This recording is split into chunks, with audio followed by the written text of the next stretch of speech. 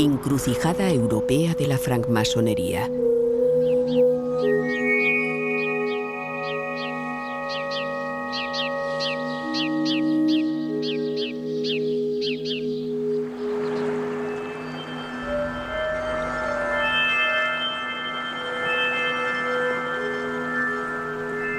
Lyon, Lugdunum, la colina de la luz.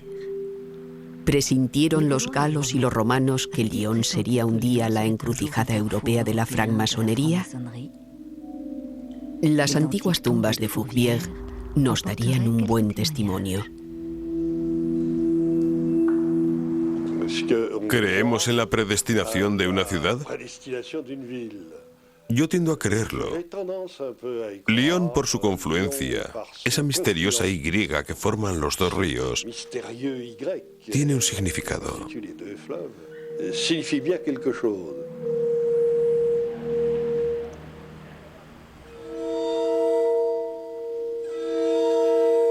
Todo comenzó en el Renacimiento. Lyon ve converger las ideas nuevas que surgieron en Europa, las del humanismo. Estas ideas serán la base de la francmasonería. Banqueros, negociantes, impresores se instalan en la ciudad. Son suizos, alemanes, genoveses y florentinos.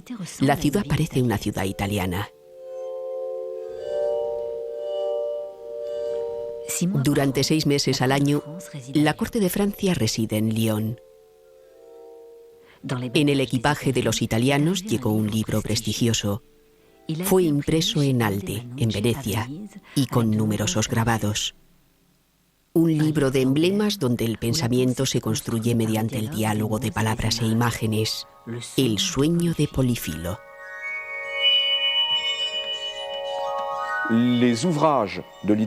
Las obras de literatura emblemática proponen interpretaciones intelectuales, morales o místicas. Esta literatura va a tener un gran éxito. Tendrá una amplia difusión y, curiosamente, es una fuente intelectual lejana, pero real, del simbolismo masónico.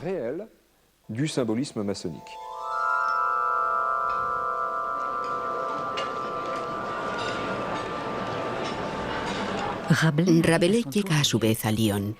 Por supuesto, ha leído El sueño de Polifilo, el que lo ama todo. Escribe y publica Gargantúa, el que lo come todo, que con su apetito de gigante quiere probar todos los sabores y todas las libertades. En sueños, Polifilo había encontrado a la ninfa Telemí para que le guiara, una imagen de su propia voluntad. El mismo Gargantúa descubre la abadía Theleme, cuyo lema es «Haz lo que quieras». La abadía de Theleme es un bello ejemplo de humanismo, de utopía de hombres fraternales, que crea un espacio de libertad, un espacio de palabras, un espacio de búsqueda. Un poco a semejanza de lo que serán las logias. En suma, un espacio filosófico, una escuela del hombre.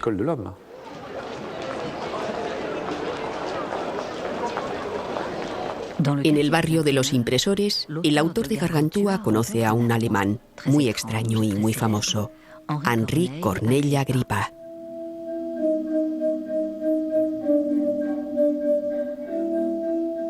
Intrigado y divertido, Rabelais le transforma en Trippa, a quien va a consultar Panurge. Pero Agrippa no es un charlatán. Explora lo oculto y la magia para comprender mejor el mundo en todos sus aspectos.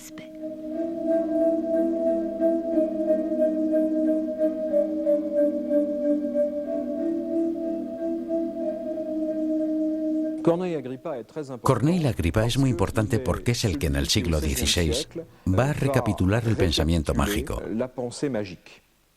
Es decir, una magia fundada sobre una herencia antigua y que es, en el fondo, un gran ejercicio intelectual. La magia no está ligada a nada sobrenatural. La magia es simplemente encontrar el medio de explotar todos los resortes escondidos de la naturaleza. Y se percibe que van a pasar por la ciudad de Lyon un gran número de hombres que son portadores de ese pensamiento que será una fuente lejana, mítica, pero una fuente intelectual y real de la francomasonería, que por supuesto no se va a crear hasta un siglo después. Como todo humanista, Agripa celebra la libertad del hombre y de la mujer. Daba prioridad a las mujeres, y es un maravilloso tratado de defensa y de ilustración, no solo de la belleza, también de la grandeza y de la inteligencia femenina.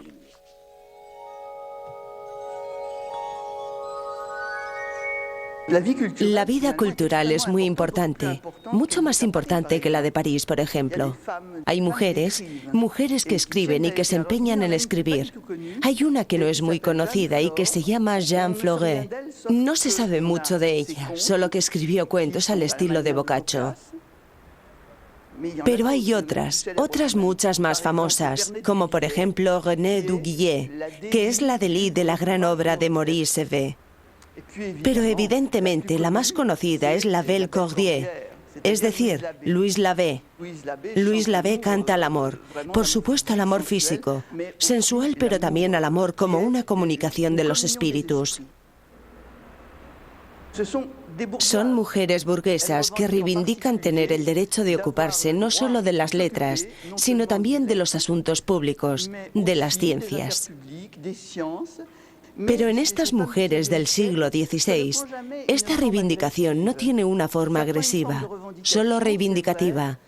Eso es cierto, pero al estilo de hemos reconocido, sentimos que somos lo mismo que los hombres y que no hay ninguna razón para que no hagamos las mismas cosas que ellos y tal vez podamos ver todo un poco mejor.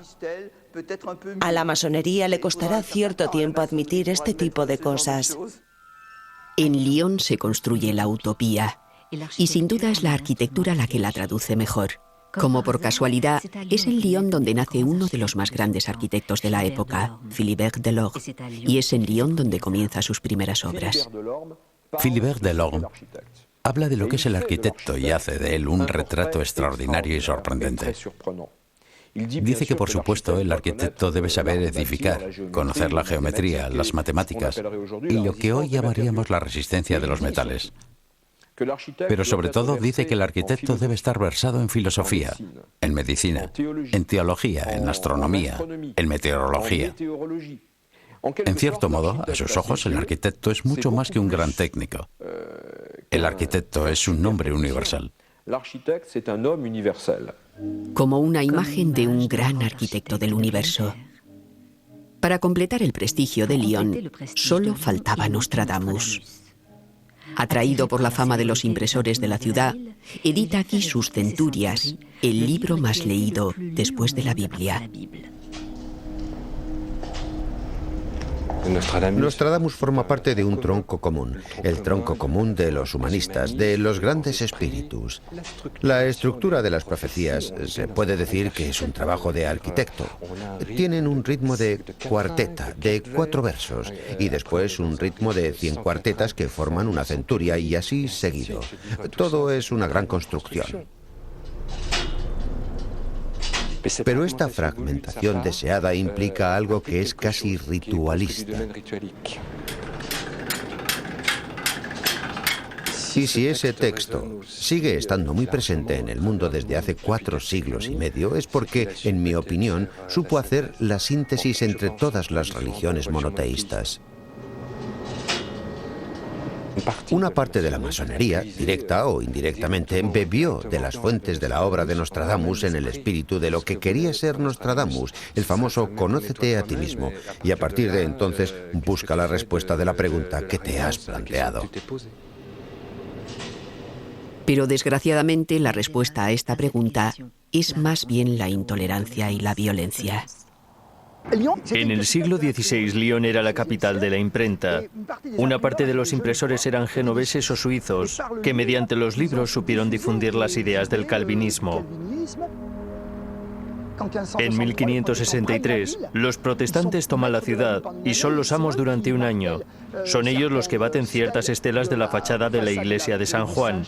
En una ciudad profundamente católica, el protestantismo solo pudo expresarse con violencia. Sobre todo con la ayuda del siniestro barón de Adré. Promete a sus esbirros un tonel de vino por cabeza de ángel abatida. el fin de una edad de oro. Lyon y toda Europa se desgarran en nombre de la fe en Cristo. Lo que quiere decir que todo pensamiento fundado en la búsqueda y en la voluntad de descubrir nociones o ideas nuevas es por fuerza sospechoso. La menor de las prudencias es intentar reagruparse con una mínima discreción. Encontraremos esta noción en la masonería, que no es una sociedad secreta, sino que evidentemente es una sociedad discreta. Entre estas sociedades discretas aparece a principios del siglo XVII el movimiento misterioso de la Rosa Cruz, que llama a una especie de república de Europa liberada de conflictos religiosos. Todo humanista aspira a conocer a los miembros de esta Rosa Cruz, y ese es también el deseo del joven lionés Baltasar de Monconis. Acaba de terminar sus estudios en Lyon en el Colegio Jesuita de la Trinidad, hoy el Instituto Ampère. Es el hijo de un regidor de la ciudad. En 1630, Baltasar de Monconis parte a recorrer Europa y el Mediterráneo.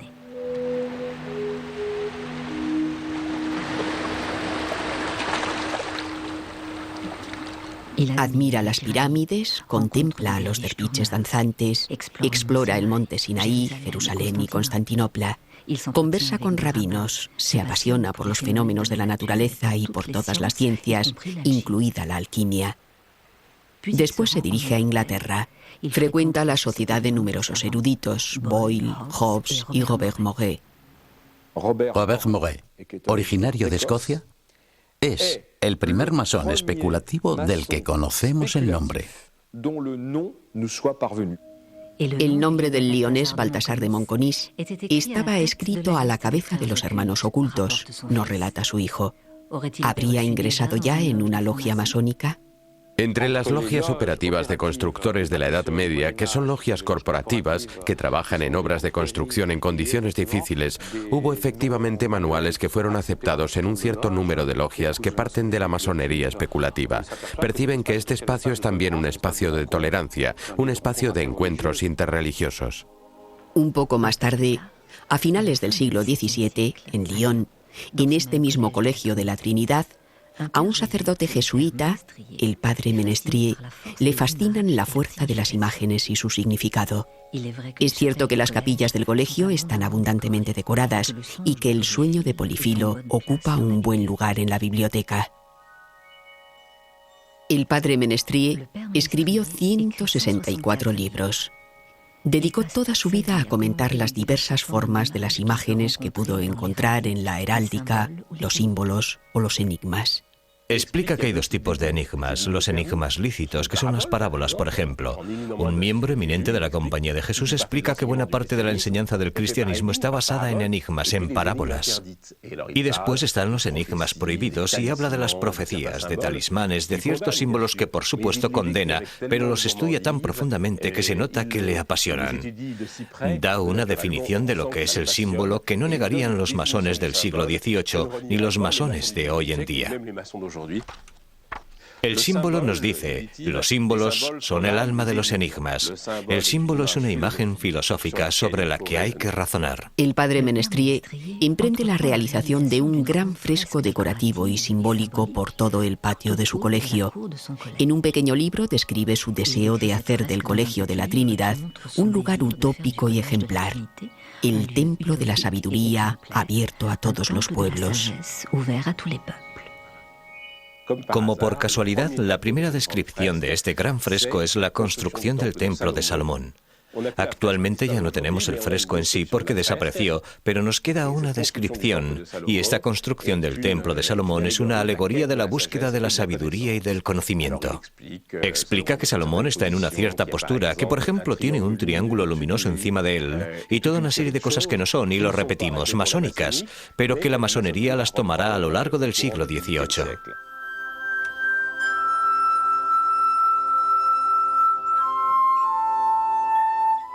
Este hermoso plato es muy instructivo. Intenta mostrar todos los signos del simbolismo, de la imaginería de la francmasonería. Por una parte vemos todas las herramientas operativas, escuadras, mazos, martillos, y encontramos otra serie de representaciones o de objetos que provienen de otro registro. En el centro vemos la representación de un templo que hace referencia al templo de Salomón, además de las dos grandes luminarias que se podría decir son el Sol y la Luna y que evidentemente simbolizan algo referido al orden celestial, una cierta cosmogonía con una estrella y también al lado un delta que digamos que es un símbolo espiritual.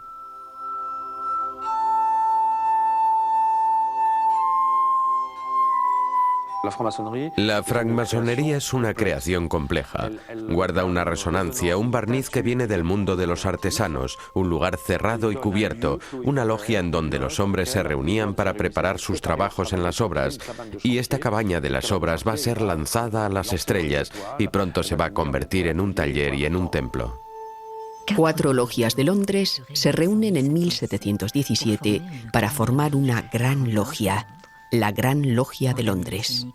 En el año masónico 5723, es decir, el año 1723, 2 pastores anglicanos definen la constitución de la masonería, Anderson y Desaguiliers. El duque de Wharton les remite al duque de Montagu. Después, en 1728, sale de Inglaterra y frecuenta la aristocracia francesa, que también comienza a reunirse en logias. Es en este año 1728 cuando podemos poner fecha al nacimiento de la francmasonería francesa. Al contrario de París, en Lyon las logias que se crean reagrupan sobre todo a burgueses. Son negociantes que deben su prosperidad a las sederías que produce la fábrica. El siglo XVIII es el gran siglo de Lyon, ya que se convierte en la capital europea de la seda. La fábrica leonesa vive su apogeo en su organización con la minoría, es decir, 300 familias, las famosas 300 familias y unos 40.000 obreros de la seda. Tanto jefes de taller como obreros, mujeres o niños, trabajan en una monoindustria extraordinaria, única en Europa. Y es en este pequeño cuadrilátero, calle de las murallas de Enné, el Ródano, el viejo Lyon y las pendientes de Croix-Rouge, donde va a nacer esta nueva espiritualidad que Lyon va a engendrar. Que se explica bien porque esta ciudad tiene contactos europeos, una ciudad donde todos se conocen perfectamente, donde se trabaja, pero que al mismo tiempo siente la necesidad de buscar algo más que el trabajo, y una ciudad donde el catolicismo no da una respuesta total a las preguntas que se plantean en ese siglo de las luces, donde todo se interroga con una cierta racionalidad. Desde 1744 ya existen al menos 3 logias en Lyon, sobre las cuestas de Fourvière, sin duda. Y la ciudad se encuentra en el centro de estas ideas nuevas, cuyas bases acogió en el siglo XVI. Ya hay una filosofía masónica, por el hecho de que hay una libertad de palabra en un lugar que no está bajo control, porque hay gentes con opiniones diferentes y hay clases sociales bastante diversificadas. En una sociedad del antiguo régimen se da forzosamente una estructura polémica. Además, la fraternidad es un principio que empuja poco a poco a que la filantropía se ocupe tanto de las causas de la miseria como de la búsqueda de un remedio. Y en este sentido, a medida que las luces sean más fuertes, la masonería se politizará más. Es en Lyon, en febrero de 1750, cuando un italiano que se hará célebre en toda Europa da sus primeros pasos en la francmasonería, Giacomo Casanova. Es uno de los espíritus más lúcidos de su tiempo. Siente que hay una búsqueda espiritual que comienza a llegar por todas partes. Por lo que yo creo que hay algún acontecimiento en su vida, algo que le empuja a reflexionar sobre sí mismo, a tener una conciencia sobre su propia vida cada vez más aguda, una conciencia física, casi psicológica, una concepción del tiempo, es decir, de los momentos decisivos, de la ocasión, del reencuentro y, sobre todo, del valor. Eso nos hace entender que algo le había calado profundamente. Y usted ya conoce su lema, Sequere Deum, seguir a Dios. ¿Y Dios? ¿Quién es Dios? Es algo que aparece, que brilla, y a sus ojos a menudo bajo la forma de una mujer. Pero él busca algo. Es un texto que hay que saber leerlo y descifrarlo. En efecto, cuenta su llegada a Lyon, y el resto sigue sin que él se sienta obligado a hacer alusión a sea lo que sea. Lo que le interesa es su vida personal, no el destino de una comunidad visible, pero hay una que no es visible. Él está indicando algo.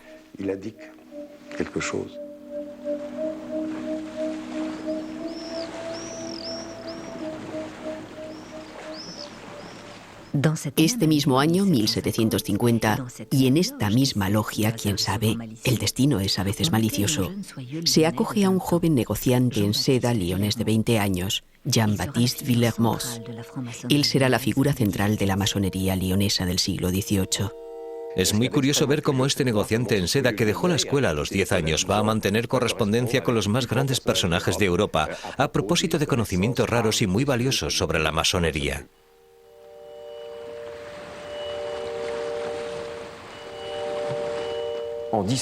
En 1768, 18 años después de su iniciación, va a conocer a alguien que cambiará por completo su vida. Es un personaje enigmático, muy curioso, muy extraño, muy característico de los que podemos denominar como aventureros espirituales del siglo XVIII. Se trata de Martínez de Pasqually. Martínez de Pasqually está relacionado con una tradición cabalística, pero también bebe sus fuentes en la tradición mágica que proviene del Renacimiento. Y sobre todo, toma prestadas muchas de las ideas de Corneille Agrippa.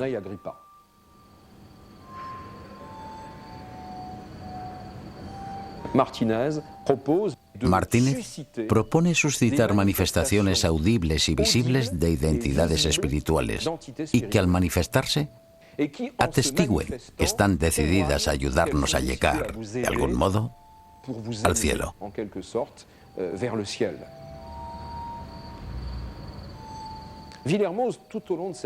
A lo largo de su vida, Villermoz solo tuvo un deseo: que estos entes se manifestaran.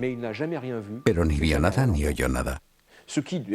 Lo que sí hiciera falta serviría como prueba del extraordinario equilibrio psicológico de Villermoz, porque hubiera podido autosugerirse de alguna manera la presencia de estas entidades. No perdió jamás el sentido de la realidad, y antes de juzgar quería conocer lo que hace, especialmente cuando conoce los nuevos sistemas masónicos. Quiere estudiarlos de inmediato, y cuando los nuevos sistemas filosóficos llegan a Lyon, enseguida quiere participar en ellos.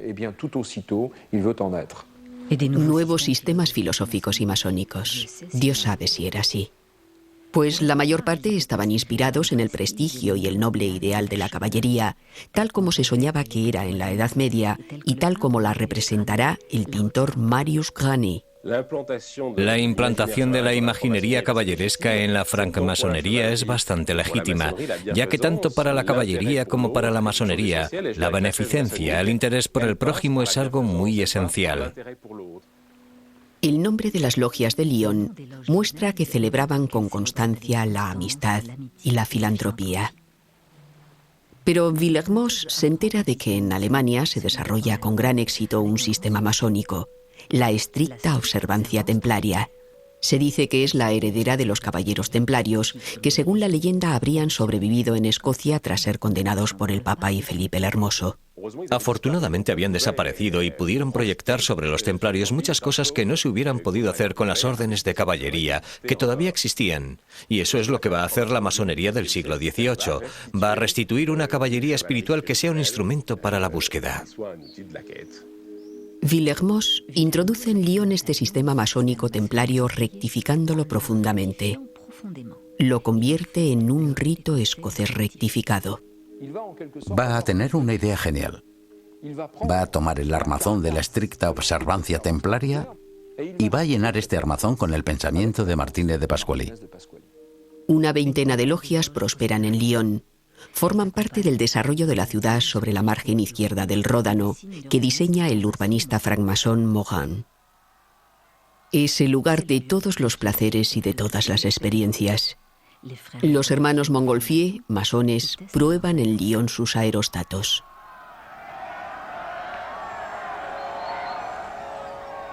Se le pide a Morin que acondicione los locales de las logias que se instalan en este nuevo barrio, sobre todo la Bienfaisance, la logia de Villermoz.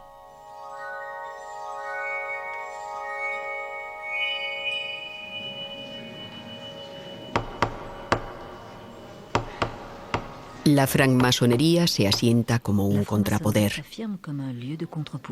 Templos grandiosos y suntuosos banquetes fraternales. Las logias de Lyon atraen a los filósofos como Joseph de Maistre y Claude de Saint-Martin, a escritores como Cassot, a científicos como el abad Rosier, famoso agrónomo. Todavía se puede ver su residencia en las pendientes de la Croix-Rousse.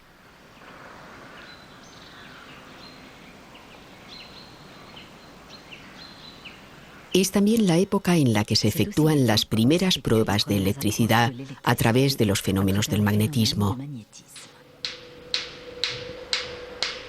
Mesmer, francmasón austríaco, es famoso en toda Europa por sus curas magnéticas. Evidentemente pasa por Lyon. En la mejor sociedad se va a ver a hombres y mujeres reunirse alrededor de una cubeta, coger un agarrador de hierro o una abrazadera sujeta a la cubeta, desmayarse en éxtasis y salir de ese desfallecimiento agotados, pero felices y mucho mejor. Mesmer implanta en Lyon una de sus sociedades de la armonía, y es en Lyon donde se conserva la única cubeta de Mesmer que existe en el mundo. Llena de vidrio triturado y de limaduras de hierro, se dice que esta cubeta concentraba el magnetismo universal, el de los metales y el de los seres vivos, el magnetismo animal. La música de la armónica de vidrio amplificaba la circulación del fluido magnético.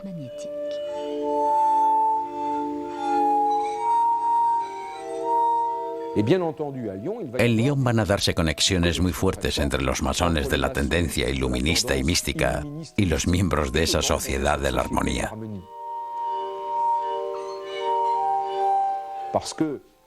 Porque el magnetismo animal de Mesmer era para muchos de ellos como una manifestación tangible de esta dimensión inmaterial que busca se manifieste a través de su recorrido espiritual.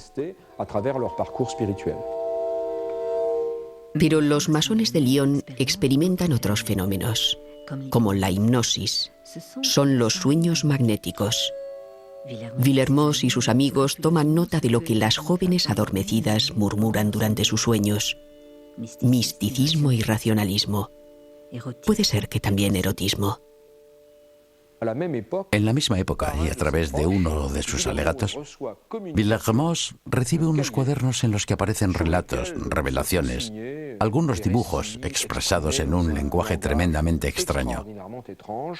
La persona que lo remite quiere mantener el secreto de su origen y dice que se lo ha transmitido un agente desconocido. Una forma de escritura automática mucho antes de que aparecieran los poetas surrealistas. El agente desconocido era la hermana de un francmasón de Lyon, Madame de Vallière.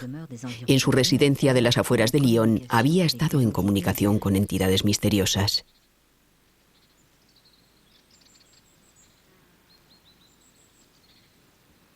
Se puede decir que el objeto de su búsqueda era muy claro. Era una especie de salvación a través del contacto con la divinidad. Experimentando ciertas cosas, se encontraron con otras muchas, y desde este punto de vista pudieron ser los precursores del descubrimiento del inconsciente o del descubrimiento de las dimensiones oscuras del hombre. Esta efervescencia de Lyon atrae aún más a otras personalidades extranjeras. Cagliostro, el Joseph Bálsamo de Alejandro Dumas, llega a Lyon en 1785. Descartado por Villermoz, seduce a los hermanos de otra logia, la Sabiduría, que da origen a la Sabiduría Triunfante. Esta se instala en el barrio de los Brotteaux. Como consecuencia se habilita la villa de Morin. En esta logia, Cagliostro funda su nuevo sistema masónico de inspiración egipcia, abierto a hombres y mujeres. Cagliostro se prevalece del título de Gran Copte. Este Gran Copte no será una forma imperfecta, corrompida de decir copto, ya que en efecto Cagliostro parecía profesar un cristianismo bastante curioso que tenía su relación con el lado arcaico del cristianismo copto. Por lo que la masonería egipcia de Cagliostro nos remite más a los elementos arcaicos del cristianismo de la iglesia copta que al Egipto de las pirámides y los faraones. Entre los 5 ritos principales que se practican hoy en día en la masonería francesa, 2 nacieron en Lyon, el de Villermoz y el rito egipcio del que Cagliostro lanzó algunas primicias. Es una atmósfera muy curiosa, muy extraña. Ilustra muy bien la multiplicidad de los pasos en los que estos hombres estaban implicados. Podían a la vez aferrarse a la persistencia de una preocupación religiosa y mística importante y al mismo tiempo, en el plano político, ser favorables a las ideas nuevas. Llega el año 1789. Se buscaba más libertad, más igualdad y aún más fraternidad. La masonería aplaudió la revolución de 1789 tanto en Lyon como en otras partes. Pero después las cosas se torcieron. Lyon, por un lado, va a rechazar el aspecto monárquico encarnado por Jacques Vercolomé, que no es un masón, y después a un personaje que se llama Joseph Chalier, y que es un elemento clave de la violencia extremista y exagerada de Lyon. Instaló en el puente Morán una guillotina, afirmando que se instalaba allí para que las cabezas caigan directamente al Ródano. Este Chalier será arrestado y llevado a prisión. Los monárquicos aprovecharán para crear en Lyon una especie de sublevación, de rebelión lionesa, ya que los lioneses no quieren ser rebeldes, solo quieren vivir en una especie de república moderada, a la lionesa. La Convención Montañar lo impedirá. Lyon será asediada y tomada el 9 de octubre de 1793. Esto traerá consigo una gran violencia que provocará 2000 muertos, guillotinados o fusilados, entre octubre del 93 y la primavera del 94. Entre ellos, más de 135 francmasones de Lyon, incluido el propio hermano de Villermoz. De los 75 miembros de la logia La Beneficencia, 20 son ejecutados. Un primer mausoleo rinde homenaje a las víctimas de la Revolución. Y después, debido a la influencia aunada de la egiptomanía y de la masonería, se reemplaza por una pirámide que subsistirá hasta principios del siglo XX, antes de ser reemplazada a su vez por una capilla común que propicie el olvido. Lyon recibe a Napoleón con alegría. Va a apoyar su industria de la seda y a hacer reconstruir la plaza Bellecour. Durante la Revolución, las logias tuvieron que cesar su actividad. Napoleón las hace revivir, pero en su beneficio. La decoración caballeresca siempre ha seducido a los francmasones. Sin duda es lo que inspiró al pintor lyonés Fleury, de la logia Isis, que con su amigo Revoil lanza en Europa la moda de la pintura estilo trovador. Pero la composición de las logias cambia. Los eclesiásticos ya no están en ellas y los nobles mucho menos. Al cabo de los años, los artesanos, los negociantes, los tenderos, los pequeños burgueses se unen a las logias. Este hecho provoca en aquella época una cierta proletarización de la francmasonería en Francia. Esta masonería es muy interesante como fenómeno sociológico porque se puede ver al pueblo de Lyon en estas logias en oposición a la masonería del siglo XVIII, que en el plano social es una masonería muy ligada al poder, a los diferentes poderes. En 6 años creo que se crean 4 logias, pero con nombres totalmente nuevos. Estrella Polar, Cartabón y Compás, Asilo del Sabio, El Candor. Ya no existía la beneficencia, aquello se acabó. Su primer objetivo, y desde sus principios en los primeros años 20 de 1800, era la enseñanza, la emancipación de la enseñanza. Esa fue su lucha desde un principio. Incluso los alcaldes como Prunel, que era un antisocial, fue uno de los primeros accionistas de las escuelas creadas por los francmasones. En las logias masónicas se va a producir una corriente hostil a la monarquía, y eso se nota especialmente en Lyon. En septiembre de 1829, Lafayette es acogido triunfalmente por las logias lionesas. Lafayette es, de algún modo, el ala izquierda de la monarquía. Lafayette, francmasón, el hombre de los dos mundos, atraviesa el Ródano para acudir a la fiesta organizada por la logia El Asilo del Sabio. Como recuerdo, el puente Carlos X y la avenida pasarán a denominarse Puente y Avenida Lafayette. Pero durante ese periodo, la miseria se extiende por el barrio Croix-Rouge. Hay 30.000 tejedores y 800 jefes de taller.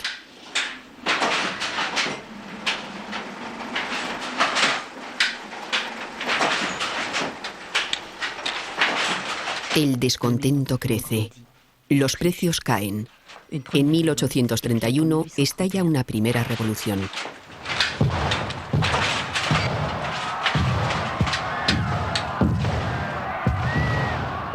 Lyon no es revolucionaria, Lyon es de revueltas, pero de revueltas por la vida. El lema de los tejedores de seda, vivir trabajando o morir combatiendo, recorre toda Europa. El lema vivir trabajando o morir combatiendo está inspirado en esta fórmula, vencer o morir, que encerraba toda una meditación sobre el sentido de la justicia, sobre el uso del derecho y la legitimidad de la violencia. Franz Liszt, que se hará masón algunos años más tarde, compone una pieza en homenaje a las luchas de los tejedores lioneses.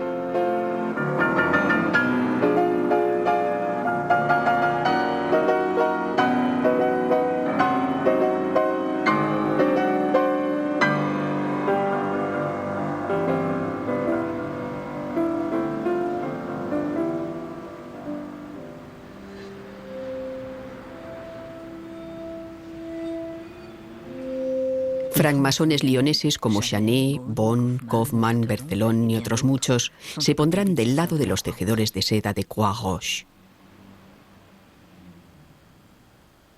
De todas formas, los masones han estado muy a menudo a la vanguardia de este tipo de evolución. Los encontramos a la cabeza de pequeños complots republicanos, de agitaciones para simplificar, y los encontramos en la lucha por la libertad de prensa que quiere imponerse en aquella época. Los diarios más importantes son El Eco de la Fábrica y La Espigadora, y en ellos ya había francmasones.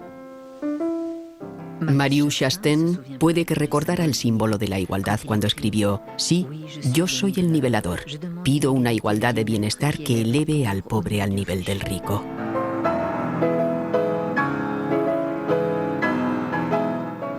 Estaban esos periódicos y la imprenta, que era el medio de transmitir lo que estaba pasando. Creo que más la imprenta porque todos los impresores de la época eran masones. El Eco de la Fábrica se traduce al inglés. El barrio Croix-Rouge es para Europa un lugar destacado en las luchas sociales. La colina que trabaja se subleva de nuevo en 1834.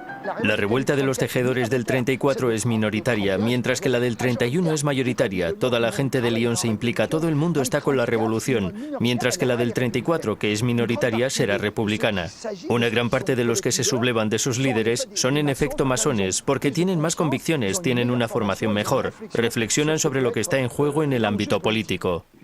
Estaban los Saint-Simonian, que llegaron con su lado crístico, y que era una cultura. Estaban los Fourieristas. Estaba Proudhon, que tenía mucho contacto con todos los impresores y emitía sus ideas sobre la propiedad y su concepción de que es el hombre quien primaba en derecho y en deber. El hombre era igual a los dioses. Y cuando es recibido en la logia de su tío en Besançon, a la pregunta ritual ¿cuál es su deber hacia Dios?, él responde: la guerra. Y a partir de entonces abre la vía del agnosticismo y del ateísmo en la francmasonería. Sobre las pendientes de la Croix-Rouge, y con la ayuda de los masones lioneses, salen a la luz acciones originales. Joseph Remy participa en la tentativa de Michel de Rion, que abre en 1835 la primera cooperativa obrera de consumidores del mundo, el Comercio Verídico y Social.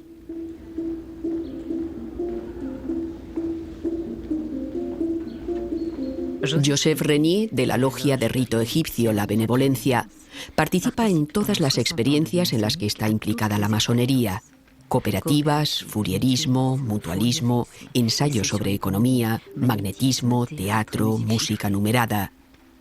Acoge a todas las personalidades comprometidas que pasan por Lyon, como Flora Tristan. Flora Tristan, en su vuelta a Francia, llega a Lyon. Le gusta mucho Lyon. Se pone en contacto con las mujeres de los tejedores y con las tejedoras, las mujeres que trabajan como tales. Intenta organizarlas. Cuando digo organizarlas, no me refiero a sindicatos, sino a organizarlas en grupos donde ellas solas puedan organizar conferencias, cursos. Quiere que haya algo específicamente femenino. Siente muchísima simpatía por esas mujeres. Pero Lyon cuenta también con personalidades femeninas extraordinarias, como Eugénie Niboyer, la primera mujer bachiller de Francia. En Lyon fundó periódicos como El Despertar de las Mujeres o El Consejero de las Mujeres. Pero en especial lo que a ella le interesa es la educación de las obreras. Su idea, por otra parte, es la idea común en la época. También es la de George Sand. Ella quiere conseguir, iba a decir la revolución, en todo caso el cambio de la educación.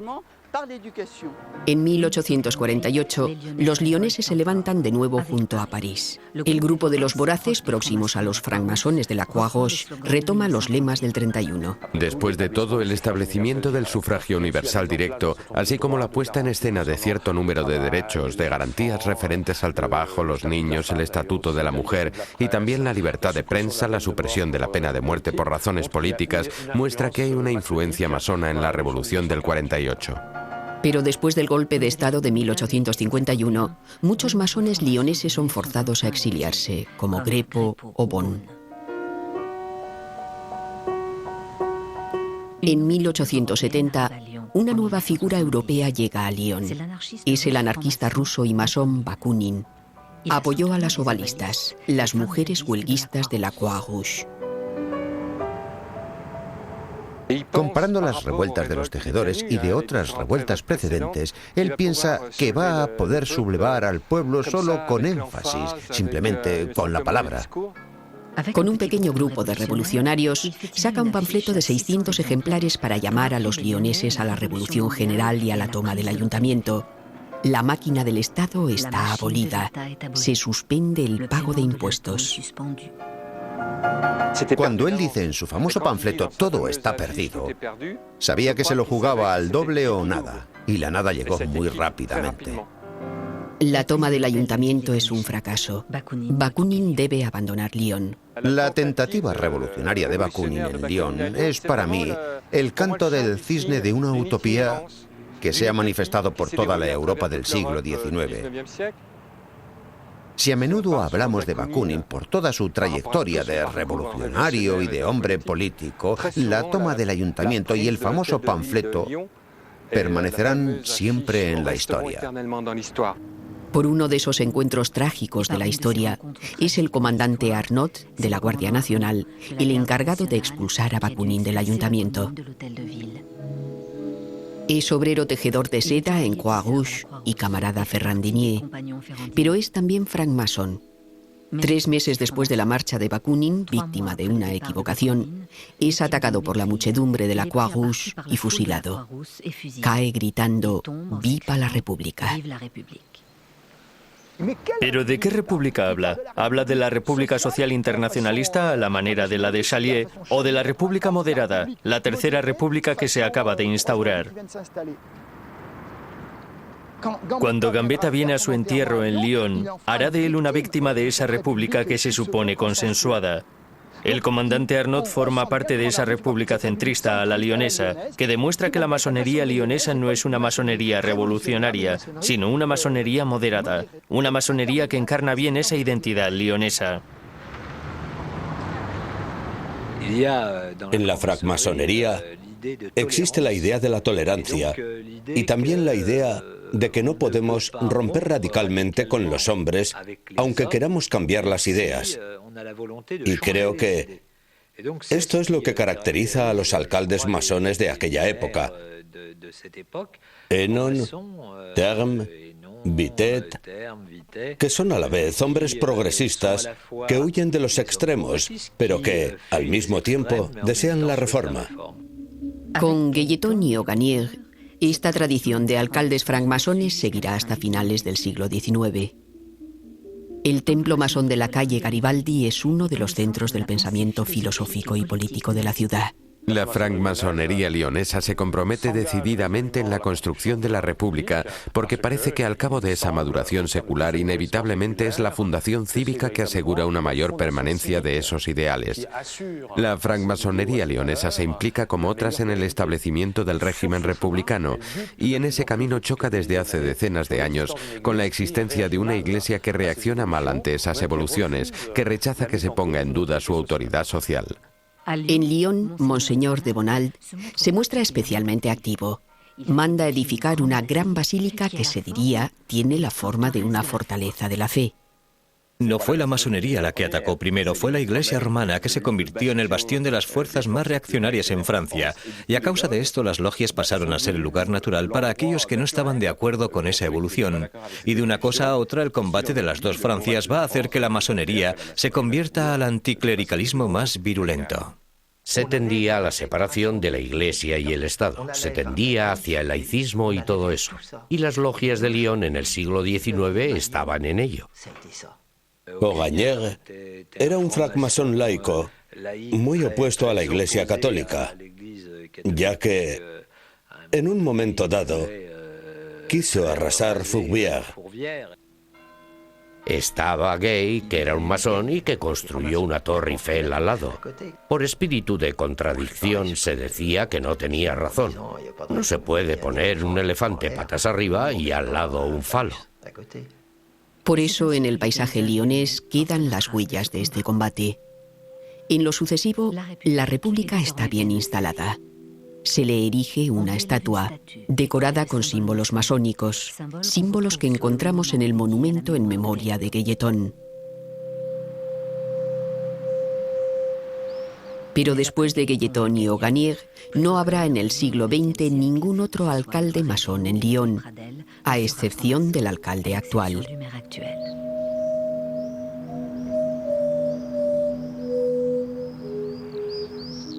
Ciertos masones van a comenzar a interrogarse sobre la naturaleza de la masonería. Se dicen, bien es cierto que la masonería es la república, pero no es solo la república.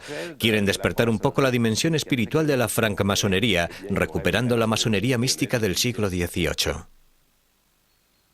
Se va a redescubrir la obra de Villermoz, en particular por parte del doctor Encausse, que viene a menudo a Lyon a visitar a su amigo Philippe, una especie de curandero. La tumba del Maître Philippe, como se le llama hoy, está al lado de la de Villermoz y siempre llena de flores. Inspirándose en Villermoz, el doctor Encausse fundará un sistema paramasónico que se hará llamar Papus. Llevará al Maître Philippe a Rusia, a la corte del zar Nicolás II, lo que dará una vez más una dimensión europea al pensamiento místico lionés. En la estela iniciada por Papus y por el maestre Philippe, toda una tradición va a volver a investir a la ciudad de Lyon, con un particular Joan Ibrico y su sucesor Constant Chevillon, de manera que a través de las vicisitudes de la historia, el hilo de una cierta tradición mística y ritual en Lyon no había quedado cortado del todo. Constant Chevillon fue asesinado por la milicia en 1944.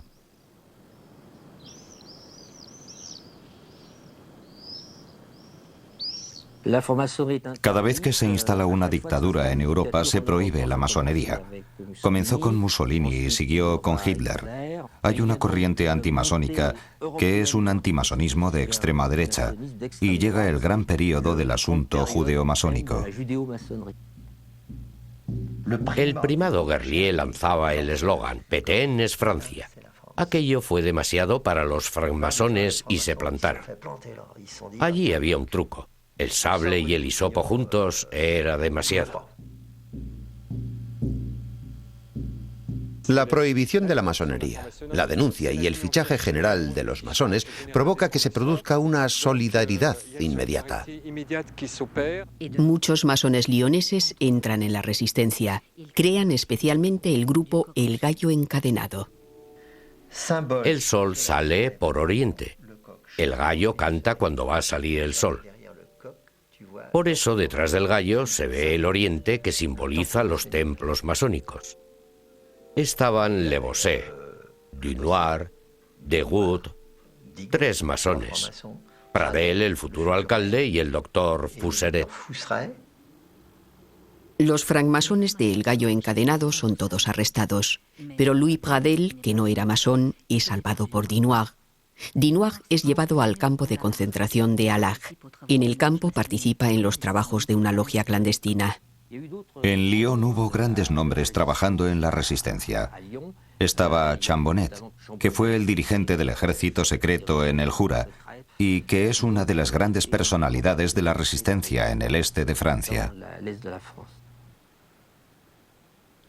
El francmasón Chambonet y otros 4 resistentes fueron fusilados como represalia por la Gestapo, lo que determina la construcción del memorial Vigilante de Piedra.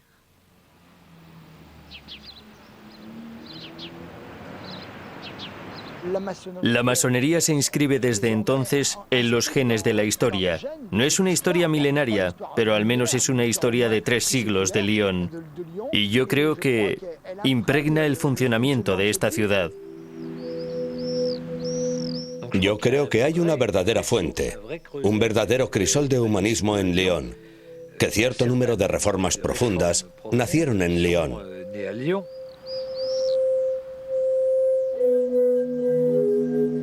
Nuestra condición es que somos mortales y necesitamos incluirnos en un movimiento más global que nuestra propia existencia. Este movimiento más global puede ser precisamente la confianza en la humanidad, en el progreso del hombre, en su superación perpetua. Y esto explica con creces mis 2 compromisos, el socialista y la francmasonería.